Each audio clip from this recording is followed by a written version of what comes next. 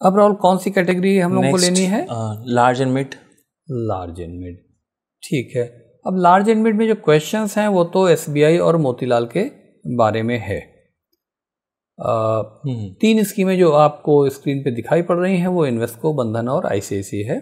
यानी इन 5 स्कीमों ने निफ्टी 500 को तो तीनों पीरियड में बीट किया है, लेकिन 250 को एसबीआई एक भी पीरियड में बीट नहीं कर पाई है।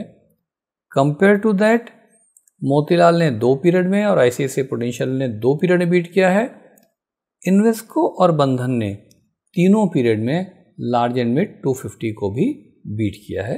तो डेफिनेटली जब 250 को हम बेंचमार्क लेके आते हैं कंपैरिजन के लिए, तो इन्वेस्को, बंधन बेटर निकल के आ रही हैं, मोतीलाल और आईसीआईसीआई उसके नीचे आ रही है।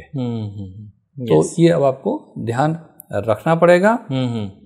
उसी एंगल से अगर हम इसको मिड कैप 150 से कंपेयर करने की कोशिश कर रहे हैं तो भी इन्वेस्को और बंधन 3 में से 2 पीरियड में बीट कर रही है और आईसीआईसीआई भी 2 पीरियड में बीट कर रही है, मोतीलाल एक ही पीरियड में बीट कर रही है।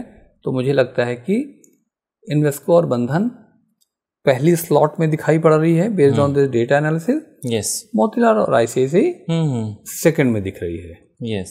हाँ, एज यूजुअल मोतीलाल और इन्वेस्को का पी रेशियो ज़्यादा है, उस पर जरूर ध्यान दें। ये सिचुएशन निकल